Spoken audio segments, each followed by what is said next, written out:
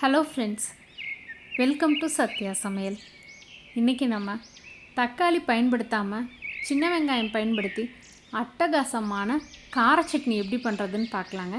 இந்த கார சட்னி இட்லி, தோசை, பனியாரம் எல்லாத்துக்குமே ரொம்பவே சூப்பராக இருக்கும். வாங்க இப்போ ரெசிபிக்கு போகலாம்.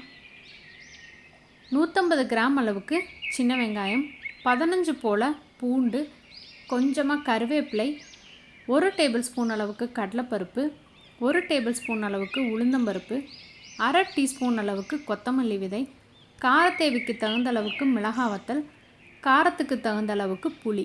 இப்போ இந்த எல்லா பொருட்களுமே நம்ம வறுத்து அரைச்சிடலாங்க. கடாயில் கொஞ்சமாக நல்லெண்ணெய் சேர்த்துக்கலாம்.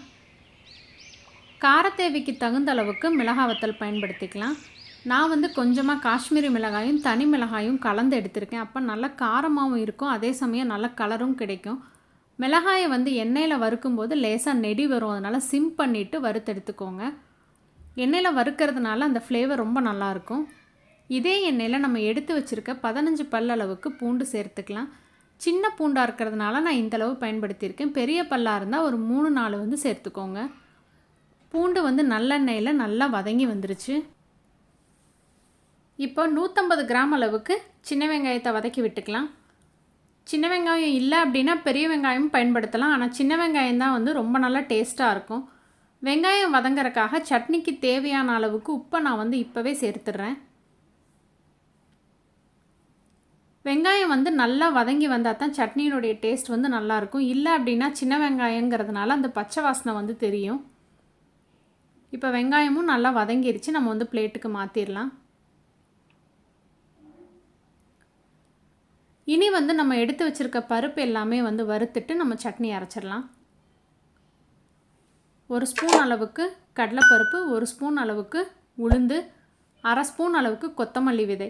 கொத்தமல்லி விதை ஆப்ஷனல் தான். உங்களுக்கு அந்த ஃப்ளேவர் பிடிக்கும்னா நீங்கள் சேர்த்துக்கோங்க, இல்லைன்னா கொத்தமல்லி விதை பயன்படுத்தாமையும் நம்ம அரைச்சிக்கலாம். நான் எடுத்து வச்சுருந்த கருவேப்பிலையும் சின்னதாக ஒரு துண்டு புளியும் சேர்த்து வறுத்து விட்டுறேன். நல்லா வறுபட்டதுக்கு அப்புறமா நம்ம ஆற வச்சு அரைச்சி எடுத்துக்கலாம். மிக்ஸி ஜாரில் முதல்ல நம்ம வறுத்து வச்சுருக்க பருப்பு, கருவேப்பிலை, புளி எல்லாமே சேர்த்து அது கூட மிளகாய் வத்தலும் போட்டு நம்ம அரைச்சி எடுத்துக்கலாம். அப்போ சட்னி நல்லா நைஸாக நமக்கு அரைப்பட்டுரும்.